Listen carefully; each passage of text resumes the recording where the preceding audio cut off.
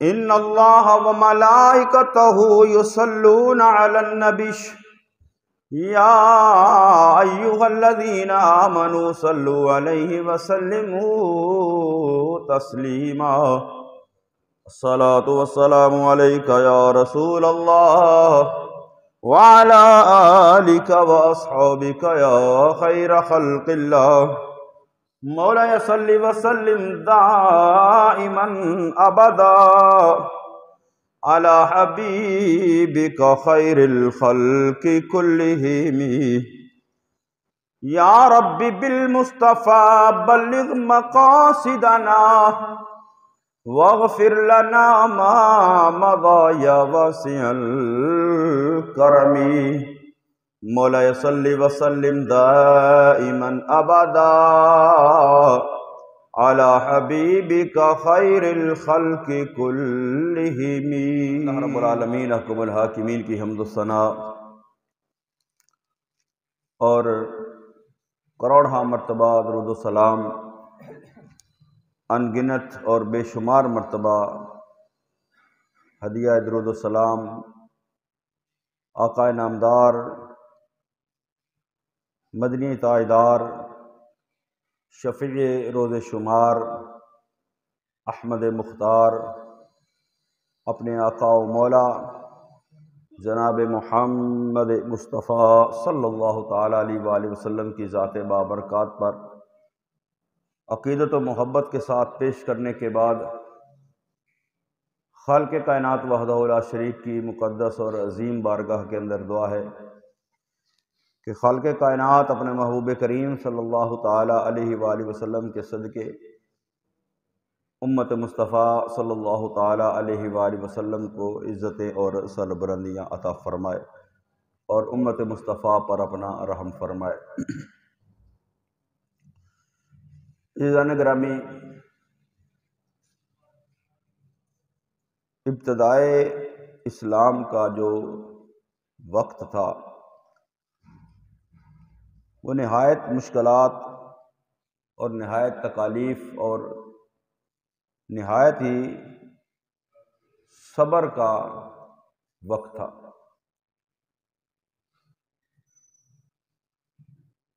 نبی کریم صلی اللہ تعالیٰ علیہ وآلہ وسلم نے جب اعلان نبوت فرمایا،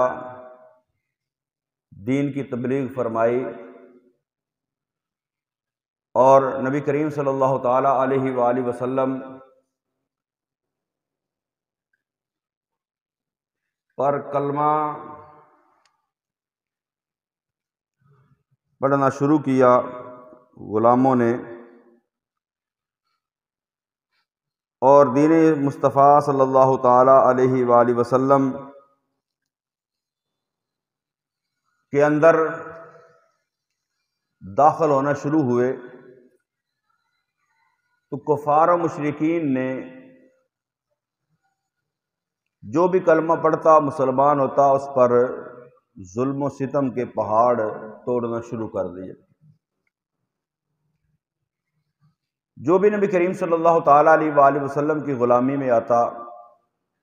پہلے تو وہ یہ کوشش کرتے کہ کوئی بھی نبی کریم صلی اللہ تعالیٰ علیہ وآلہ وسلم کے قریب نہ جائے، نزدیک نہ جائے، ان سے ملاقات نہ کر سکے، ان سے بات نہ کر سکے، ان کی گفتگو اور کلام کو سن نہ سکے۔ پہلے تو وہ اس کوشش میں رہتے تھے۔ دور دراز سے بھی اگر کوئی قافلے وہاں مکہ کے اندر آتے تو ان لوگوں کو بھی روکا جاتا کہ وہ نبی کریم صلی اللہ تعالیٰ علیہ وآلہ وسلم کی بارگاہ کے اندر نہ پہنچ سکے۔ لیکن چونکہ اللہ نے اپنے محبوب کریم صلی اللہ تعالیٰ علیہ وآلہ وسلم کو آخری نبی بنا کر اور مخلوق خدا کی ہدایت اور رہنمائی کے لیے نبی کریم صلی اللہ تعالیٰ علیہ وآلہ وسلم کو مبعوث کیا، تو اللہ کے حکم کے مطابق دین اسلام جو ہے وہ اس کی تبلیغ کا جب آغاز کیا نبی کریم صلی اللہ تعالیٰ علیہ وآلہ وسلم نے، تو لوگ دائرہ اسلام میں داخل ہونا شروع ہو گئے۔ جو بھی کلمہ پڑھ کے مسلمان ہوتا اس پر مصیبتوں کے پہاڑ ٹوٹتے، اس پر پریشانیاں آتی، اس پر ظلم و ستم کیا جاتا، لیکن جس نے ایک مرتبہ نبی کریم صلی اللہ تعالیٰ علیہ وآلہ وسلم کا کلمہ پڑھ لیا، پھر وہ اسلام کے راستے سے پیچھے نہ ہٹ سکا، پھر اس کے قدم ڈگمگائے نہیں۔ لیکن رسول اللہ صلی اللہ تعالیٰ علیہ وآلہ وسلم جب اپنے غلاموں کی تکلیفوں کو دیکھتے تو آقا دو جہاں صلی اللہ تعالیٰ علیہ وآلہ وسلم نے اپنے غلاموں کو مکہ سے ہجرت کرنے کا حکم جو ہے وہ دے دیا۔ تو کچھ صحابہ کرام نے پہلے حبشہ کی طرف ہجرت کی، پھر دوسری ہجرت ہوئی حبشہ کی طرف۔ بالآخر جو فیصلہ کن ہجرت تھی وہ مدینہ کی طرف نبی کریم صلی اللہ تعالیٰ علیہ وآلہ وسلم نے اپنے غلاموں کو حکم دے دیا کہ اللہ کی طرف سے اجازت آ گئی ہے، حکم آ گیا کہ اب تم ہجرت کر کے مکہ سے مدینہ چلے جاؤ، کیونکہ مدینہ کے اندر حالات جو تھے وہ بہتر تھے، نبی کریم صلی اللہ تعالیٰ علیہ وآلہ وسلم کا پیغام پہنچ چکا تھا۔ تو صحابہ کرام رضوان اللہ تعالیٰ علیہ مجمعین ہجرت کر کے مکہ سے مدینہ چلے گئے۔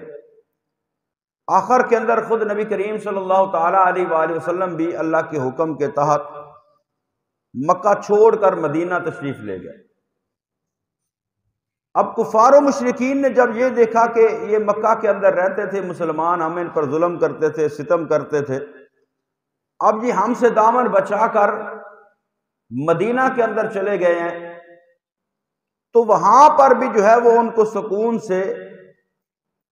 رہنے کے اندر جو ہے وہ یہ رکاوٹ بنتے رہے۔ بالآخر مختصراً چلتے چلتے سن 2 ہجری کے اندر کفار و مشرکین اور غلامان مصطفیٰ صلی اللہ تعالیٰ علیہ وآلہ وسلم کے درمیان ایک فیصلہ کن معرکہ رونما ہوا۔ جو معرکہ، جو لڑائی، جو جنگ کفر و اسلام کی جنگ تھی، حق و باطل کی جنگ تھی، سچ اور جھوٹ کی جنگ تھی۔ ایک طرف کفر تھا، ایک طرف اسلام تھا، ایک طرف حق تھا، ایک طرف باطل تھا، ایک طرف جھوٹ تھا، جھوٹے خدا تھے، اور ایک طرف سچ اور سچا خدا اور سچے رسول تھا۔ تو یہ کفر و اسلام کی، حق و باطل کی، سچ اور جھوٹ کی پہلی ٹکر، اور اس عالم کے اندر، اس کیفیت کے اندر، اس حیثیت کے اندر کہ مسلمان تعداد کے اندر بھی تھوڑے، بے سر و سامانی ہے، 313 کا لشکر، اور 313 کا لشکر جب اس بے سر و سامانی کے عالم کے اندر اس طاقت کے ساتھ ٹکرایا جو حق کو مٹانے کے لیے آئے تھے، 1000 کی تعداد لے کر، سامان حرب بھی تھا، کھانے پینے کا سامان بھی ان کے پاس تھا، حتیٰ کہ تاریخ کے اندر یہ لکھا ہے کہ وہ 1000 کا لشکر تھا جنگی، جنگجوؤں کا، ساتھ جو تھی عورتیں تھی ان کی خدمت گزاری کے لیے، مرہم پٹی کے لیے، اور ان کا حوصلہ بڑھانے کے لیے۔ تو ایک دن کے اندر 10 اونٹ جو تھے وہ ان کے لیے ذبح کیے جاتے تھے، کفار و مشرکین کے لشکر کے لیے۔ ایک دن 10 اونٹ اور ایک دن 9 اونٹ، یعنی روزانہ کا اتنا ان کا کھانے پینے کا تھا، یعنی اتنا لشکر تھا 1000 سے زیادہ۔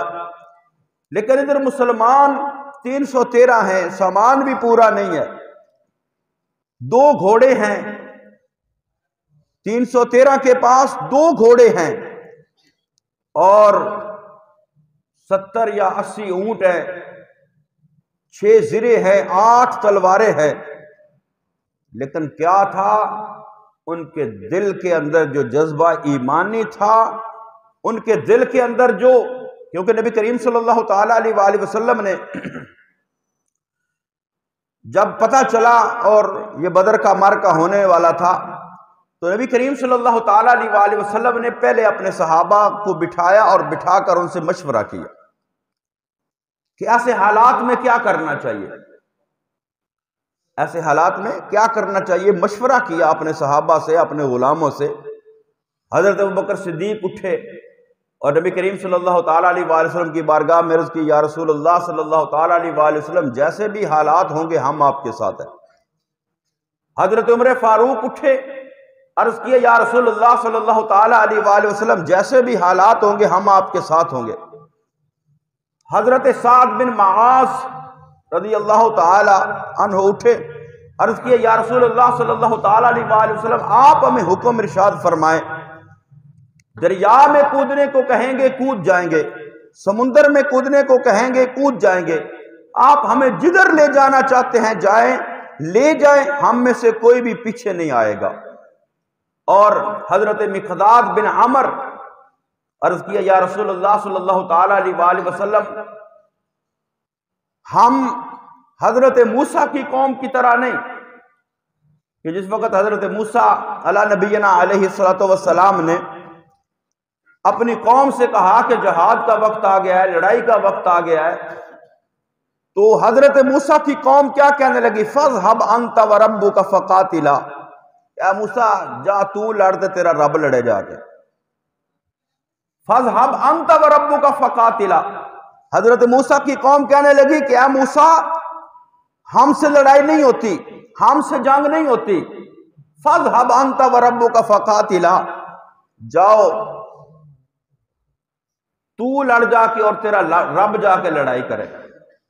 عرض کیا، یا رسول اللہ صلی اللہ تعالیٰ علیہ وآلہ وسلم ہم حضرت موسیٰ علیہ نبینا علیہ السلام کی قوم کی طرح نہیں کریں گے، بلکہ ہم اپنی جانوں کو آپ پر نچھاور کر دیں گے، اپنی جانوں کو آپ پر قربان کر دیں گے۔ تو یہ جب مشورہ کیا، مشورے کے ساتھ جب صحابہ نے، مہاجرین و انصار نے نبی کریم صلی اللہ تعالیٰ علیہ وآلہ وسلم اور وہ جو لشکر اسلام تھا 17 سال کے جوان سے لے کر 60 سال کے بوڑھے تک اس لشکر اسلام کے اندر لوگ شامل تھے، اور پھر جب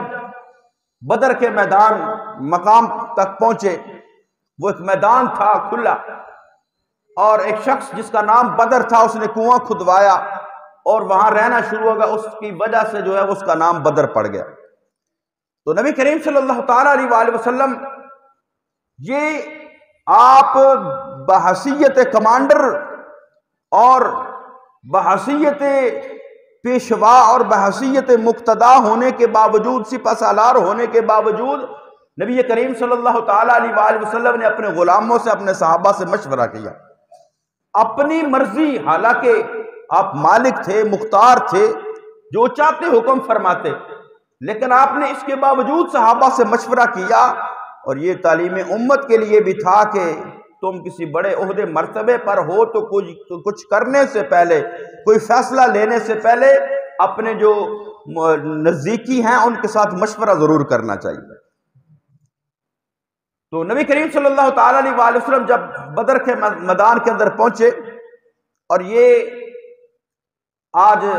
ہم تو یہ پڑھتے ہیں کتابوں کے اندر کہ نبی کریم صلی اللہ تعالیٰ علیہ وآلہ وسلم نے مدینہ طیبہ سے سفر کیا، بدر کے میدان تک پہنچے۔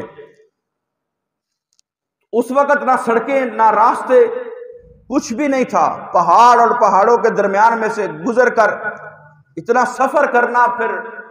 نبی کریم صلی اللہ تعالیٰ علیہ وآلہ وسلم کے پاس، آپ کے لشکر کے پاس جو اونٹ تھے، آقا دو جہاں صلی اللہ تعالیٰ علیہ وآلہ وسلم نے جو ہے وہ 2-2 3-3 صحابہ کرام کی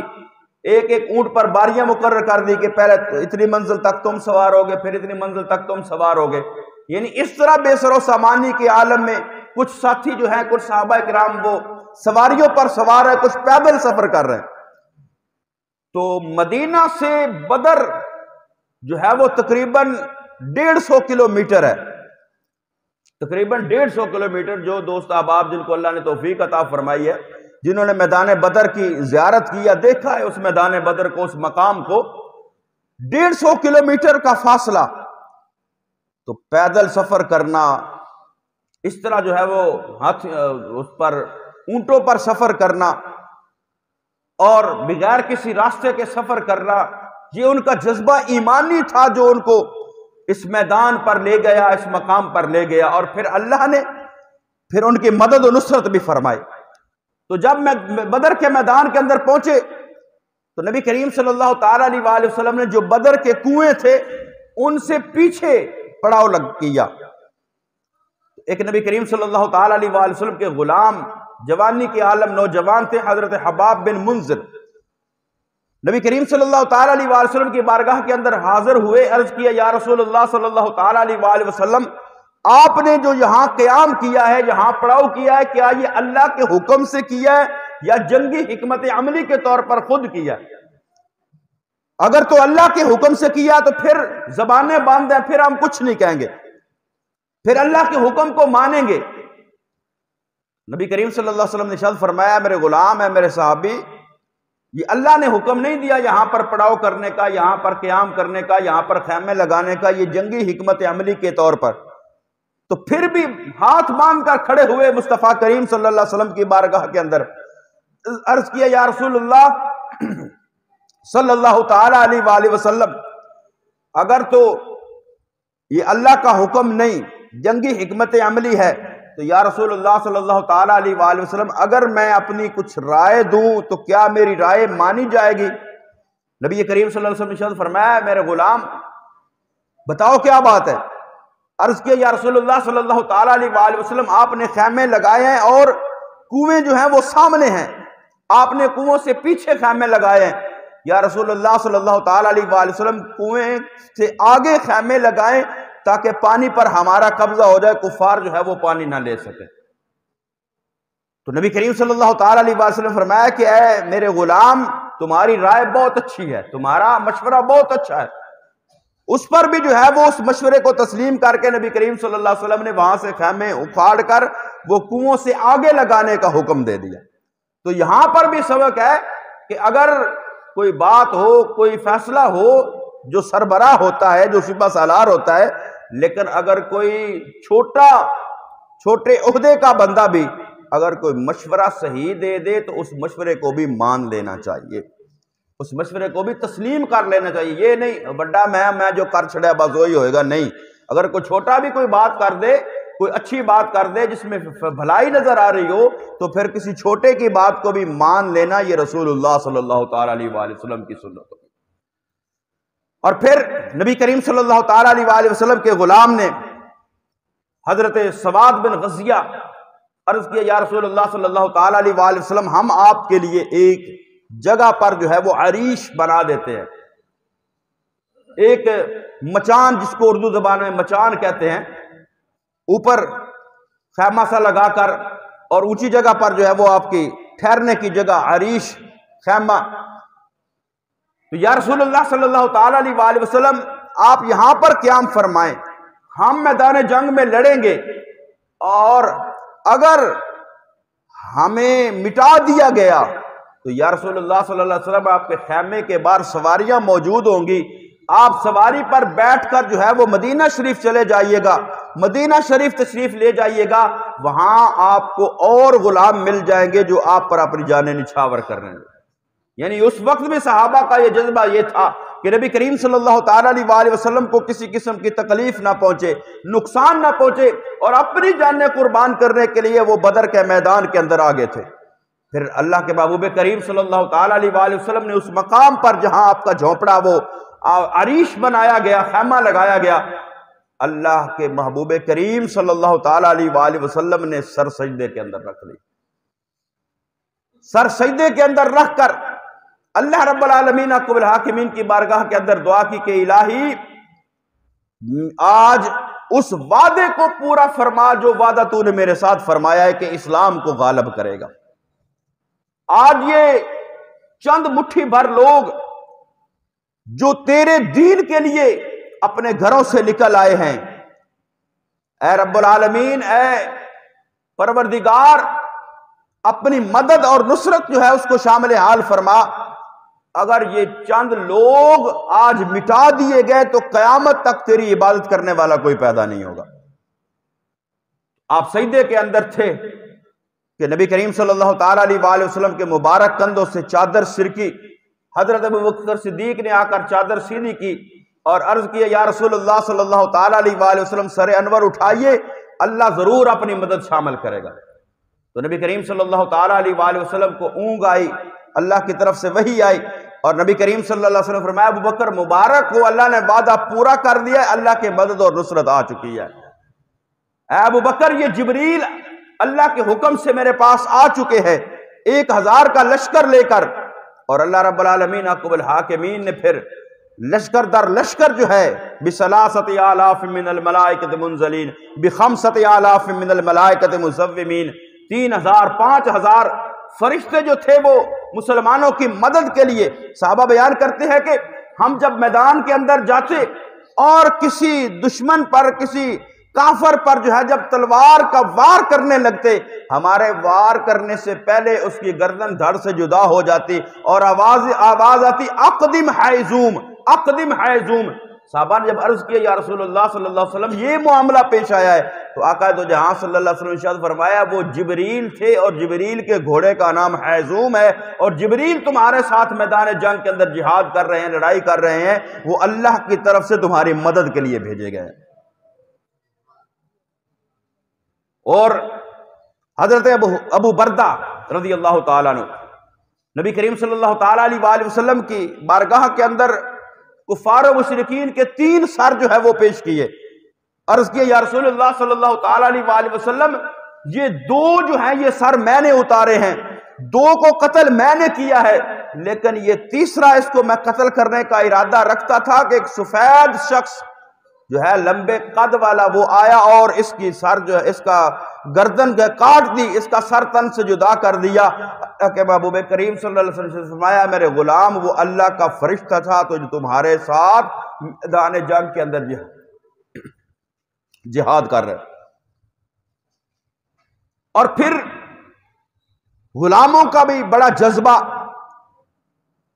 ایک صحابی نبی کریم صلی اللہ تعالیٰ علیہ وآلہ وسلم کے کھجوریں ہاتھ میں ہیں، کھجوریں کھا رہے ہیں، نبی کریم صلی اللہ تعالیٰ علیہ وآلہ وسلم نے فرمایا کہ اے میرے غلاموں جہاد کرو، کیونکہ اللہ نے تمہارے ساتھ اس جنت کا وعدہ فرمایا ہے جس کی چوڑائی آسمانوں اور زمینوں کے برابر ہے۔ تو اس غلام نے جب یہ سنا، حضرت عمیر بن حمام، انہوں نے وہ ہاتھ والی کھجوریں جو تھی وہ بھی نہیں کھائیں، وہ بھی ہاتھ سے چھوڑ کے گرا دی، کہنے لگے کہ اگر یہ میں کھاتا رہوں تو یہ بھی دیر ہو جائے گی مجھے جنت کے اندر جانے کے لیے۔ کھجوریں چھوڑ دی، کھجوریں چھوڑ کر جو ہے وہ میدان جہاد کے اندر چلے گئے، اللہ نے شہادت کا مرتبہ عطا فرما کے جنت عطا فرما دی۔ حضرت عکاشہ نبی کریم صلی اللہ تعالیٰ علیہ وآلہ وسلم کے غلام، میں نے پہلے بتایا کہ تلواریں بھی تھوڑی تھی، زریں بھی تھوڑی تھی، سامان بھی تھوڑا تھا، تو حضرت عکاشہ کے پاس جو تلوار تھی وہ میدان جنگ کے اندر جہاد کرتے کرتے لڑائی کرتے کرتے وہ تلوار ٹوٹ گئی۔ اب تلوار ٹوٹ گئی، لڑائی کس کے ساتھ کرے؟ نبی کریم صلی اللہ تعالیٰ علیہ وآلہ وسلم کی بارگاہ میں آئے، عرض کیا یا رسول اللہ صلی اللہ تعالیٰ علیہ وآلہ وسلم میری تلوار ٹوٹ گئی ہے۔ تو حضرت عکاشہ نے جب یہ عرض کیا یا رسول اللہ میری تلوار ٹوٹ گئی ہے، مجھے تلوار کوئی عطا فرمائیے، نبی کریم صلی اللہ علیہ وسلم نے یہ تو نہیں فرمایا کہ میں کو تو فیکٹری لائی ہے تلوارہ بڑھانے والی۔ حالانکہ نبی کریم صلی اللہ تعالیٰ علیہ وآلہ وسلم وہ صحابی ہیں، مانگ کس سے رہے ہیں؟ مصطفیٰ کریم صلی اللہ تعالیٰ علیہ وآلہ وسلم سے مانگ رہے ہیں،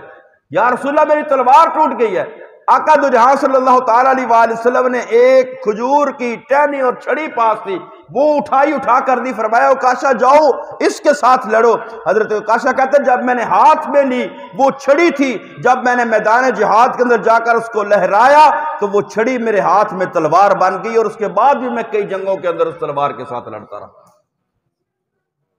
اس تلوار کے ساتھ جو چھڑی سے تلوار بری، نبی کا کر کچھ نہیں سکتا، نبی کو ہو کچھ نہیں سکتا، کیسا باطل عقیدے۔ صحابہ کرام رضوان اللہ تعالی مجمعین کا کتنا پیارا عقیدہ تھا۔ حضرت قتادہ بن نعمان رضی اللہ تعالیٰ عنہ، تیر لگا آنکھ کے اوپر اور آنکھ کا یہ ڈیلا جو ہے یہ باہر نکل آیا، لوگوں نے کہا کہ یہ ڈیلا باہر نکل آیا، اب اس کو کاٹ کر الگ کر دیا جائے، کہنے لگے نہیں میں رسول اللہ صلی اللہ علیہ وسلم کی بارگاہ کے اندر جاؤں گا۔ وہ آنکھ کا ڈیلا آنکھ سے نکلا ہوا ہے، ساتھ لٹکا ہوا ہے تھوڑا سا، جا کر رسول اللہ صلی اللہ تعالیٰ علیہ وآلہ وسلم کی بارگاہ کے اندر عرض کیا یا رسول اللہ صلی اللہ تعالیٰ علیہ وآلہ وسلم یہ میری آنکھ نکل گئی ہے. تو یار اور پھر صحابہ کا مانگنے کا انداز بھی بڑا عجیب تھا, بڑا محبت والا تھا. عرض کیا یا رسول اللہ صلی اللہ علیہ وسلم یہ آنکھ نکل گئی ہے, اب میں جنت میں ایک آنکھ کے ساتھ جاتا سونا تو نہیں لگوں گا.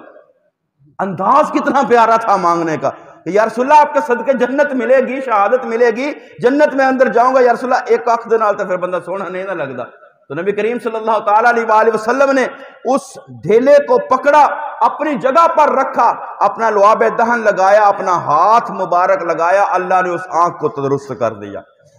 اللہ نے اس آنکھ کو ٹھیک کر دیا. اور حضرت قتادہ کہتے ہیں مجھے پتہ نہیں تھا چلتا میری یہ آنکھ جو ہے خراب ہوئی تھی یا یہ آنکھ خراب ہوئی تھی, اور جس آنکھ کو رسول اللہ صلی اللہ علیہ وسلم نے درست فرمایا تھا اس آنکھ سے مجھے سب سے زیادہ نظر آتا تھا. یہ صحابہ کی ادائیں تھیں, یہ صحابہ کی محبت تھی. تو اللہ رب العالمین احکم الحاکمین نے پھر اس میدان کے اندر اسلام کو سربلندی عطا فرمائی, اسلام کو فتح عطا فرمائی, اور جبریل جنگ ختم ہو گئی, نبی کریم صلی اللہ تعالیٰ علیہ وآلہ وسلم فتح یاب ہو گئے, صحابہ فتح یاب ہو گئے, جنگ ختم ہو گئی, واپسی کا سفر شروع ہو گیا. تو واپسی کے سفر کے اندر جب ایک جگہ پر پڑاؤ کیا, ٹھہرے نبی کریم صلی اللہ تعالیٰ علیہ وآلہ وسلم, تو جبریل امین حاضر ہوئے. عرض کیا یا رسول اللہ صلی اللہ تعالیٰ علیہ وآلہ وسلم, اور جبریل حاضر ہوئے کہ ان کی جو گھوڑی تھی حضور, اس کی لگام پکڑی ہوئی ہے جبریل نے, اور گھوڑی کے پیر غبارہ آلود ہیں. عرض کیا یا رسول اللہ صلی اللہ تعالیٰ علیہ وآلہ وسلم کیا آپ راضی ہو گئے میرے اوپر؟ یہ جبریل فرشتہ, فرشتوں کا سردار, فرشتوں کا کمانڈر, فرشتوں کا رسول, وہ نبی کریم صلی اللہ علیہ وسلم کی بارگاہ کے اندر آ کر کہہ رہا ہے یا رسول اللہ کیا آپ راضی ہو گئے؟ کیونکہ اللہ نے یہ فرمایا تھا کہ اے جبریل جاؤ میدان بدر کے اندر, اور جب تک میرا محبوب راضی نہ ہو واپس نہیں آنا. یا رسول اللہ کیا آپ راضی ہو گئے کہ ہم نے میدان کے اندر جہاد کے اندر آپ کے ساتھ شمولیت اختیار کی ہے, کیا آپ ہماری غلامی سے راضی ہیں؟ تو نبی کریم صلی اللہ علیہ وسلم نے فرمایا جبریل میں راضی ہوں, جاؤ واپس اللہ کی بارگاہ کے اندر چلے جاؤ. تو جبریل بھی جس کے در کا غلام ہے, جبریل بھی جس کے در کا نوکر ہے, جبریل کی جس کی بارگاہ کے اندر جو ہے وہ اپنا حق غلامی ادا کرتا ہے. تو نبی کریم صلی اللہ تعالیٰ علیہ وآلہ وسلم کو اللہ نے فتح عطا فرمائی. تو یہ کفر و اسلام کی پہلی جنگ تھی. اس سے یہ ہم ہر سال جنگ بدر پڑھتے ہیں, سنتے ہیں, بیان کرتے ہیں, لیکن ہم جو اس سے سبق لینا چاہیے وہ امت مسلمہ اس سے سبق نہیں لے رہی. کہ یہ مت دیکھیں کہ ہم تھوڑے ہیں, اپنے جذبوں کو سچا کریں تو اللہ تھوڑوں کو بھی فتح عطا فرمائے گا. آج فلسطین کے اندر کیا ہو رہا؟ فلسطین کے اندر مسلمانوں پر ظلم و ستم ہو رہا, اور یہ آج کو صرف فلسطین پر نہیں ہے, اس سے پہلے آپ نے دیکھا برما کے اندر, کشمیر کے اندر, اور دیگر جو ہے وہ ممالک کے اندر یہ ظلم و ستم کی جو ہے وہ داستان چلتی آ رہی ہے. کبھی عراق کے اندر, کبھی افغانستان کے اندر. یعنی وہ کفر جو ہے وہ یہود و نصارہ وہ اپنی پوری طاقت اکٹھی کرتے ہیں, اور پوری طاقت اکٹھی کر کے مسلمانوں کو وہ ایک ایک کر کے مار رہے ہیں. کسی ایک ملک پر حملہ ہوتا ہے اس کو مٹا دیا جاتا ہے, اس کے جو ہے وہ بچوں کو ذبح کر دیا جاتا ہے. کبھی کسی دوسرے ملک پر حملہ ہوتا ہے اس کے, اور کوئی مسلمان جو ہے وہ آواز نہیں اٹھا رہا. کوئی بس رسمی طور پر جہاں سے کہیں سے کوئی آواز اٹھتی ہے, ہزاروں کی تعداد میں فلسطین کے اندر مسلمان شہید ہو گئے, ہزاروں کی تعداد کے اندر زخمی ہیں, ہزاروں کی تعداد کے اندر جو ہے وہ بچے شہید ہو چکے ہیں, اور کیفیت ایسی ہے ان کے پاس کھانے کے لیے کچھ نہیں, ان کے پاس پینے کے لیے کچھ نہیں, ان کے پاس علاج معالجے کے لیے کچھ نہیں, لیکن آج بھی وہ بے سر و سامانی کے عالم کے اندر ڈٹے ہوئے ہیں. ہم نے بدر کے اندر پڑھا کہ ادھر لشکر ہے, ادھر بے سر و سامانی ہے, لیکن آج ہم اپنی آنکھوں سے وہ مناظر جو ہے وہ میڈیا پر دیکھتے ہیں کہ ادھر فوجیں ہیں یہود و نصارہ کی, اسرائیل کی, یہودیوں کی, ادھر مسلمان جو ہے وہ پتھروں کے ساتھ جو ہے ان کا مقابلہ کر رہے ہیں. ان کے جذبوں کے اندر کمی نہیں آئی,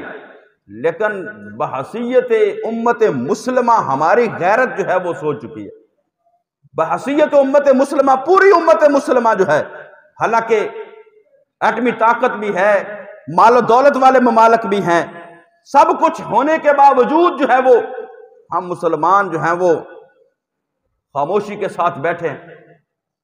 خاموشی کے ساتھ بیٹھے ہوئے ہیں. اور یہ مت سمجھیں، یہ امت مسلمہ آج یہ مت سمجھے کہ آج جو ہے وہ فلسطین کے ساتھ یہ ہو رہا ہے۔ اگر امت نے جو ہے وہ اپنی خاموشی نہ توڑی، امت نے اگر کوئی قدم نہ اٹھایا، تو وہ دن دور نہیں ہے جب اسی طرح چلتے چلتے دیگر ممالک کے اوپر بھی جو ہے وہ اسی طرح حملے ہوں گے۔ آج بھی ہمیں اس غیرت ایمانی کی ضرورت ہے، اتحاد کی ضرورت ہے۔ حالانکہ نبی کریم صلی اللہ تعالیٰ علیہ وسلم کا فرمان ہے، حضرت ثوبان رضی اللہ تعالیٰ عنہ بیان کرتے ہیں، آقا دو جہاں صلی اللہ علیہ وسلم نے فرمایا کہ ان قریب وہ وقت آئے گا کہ تمہارے اوپر دیگر قومیں اس طرح ٹوٹ پڑیں گی جس طرح کوئی کھانے کے پیالے پر ٹوٹ پڑتا ہے۔ یعنی بھوک لگی ہو اور کھانا سامنے آ جائے، اس برتن کے اوپر بھوکا بندہ جس طرح ٹوٹ کے پڑتا ہے، فرمایا اس طرح دیگر قومیں جو ہیں وہ تمہارے اوپر ٹوٹ پڑیں گی۔ صحابہ نے عرض کی، یا رسول اللہ صلی اللہ تعالیٰ علیہ وآلہ وسلم، کیا ہم اس وقت تھوڑے ہو جائیں گے؟ حالانکہ وہ وقت تھا، صحابہ کی تعداد جو تھی وہ تھوڑی تھی، اتنے مسلمان نہیں تھے۔ آخر وقت کے اندر جب نبی کریم صلی اللہ علیہ وسلم اس دنیا سے پردہ فرمایا، تب جو ہے وہ صحابہ کی تعداد 1.25 لاکھ کے قریب تھی۔ لیکن تو عرض کیا، یا رسول اللہ کیا ہم اس وقت تھوڑے ہو جائیں گے؟ نبی کریم صلی اللہ تعالیٰ علیہ وآلہ وسلم نے ارشاد فرمایا، تم تھوڑے نہیں ہوگے بلکہ تم تو اس وقت بہت زیادہ ہوگے، اور اتنے زیادہ ہوگے جس طرح سمندر، جس طرح سیلاب آتا ہے اور سیلاب کے اوپر جھاگ بنتی ہے، اس جھاگ کی مانند ہوگے زیادہ، لیکن وہ اس جھاگ کی طرح ہوگے جس طرح جھاگ تھوڑی دیر بعد بیٹھ جاتی ہے۔ فرمایا اس طرح اللہ تمہارے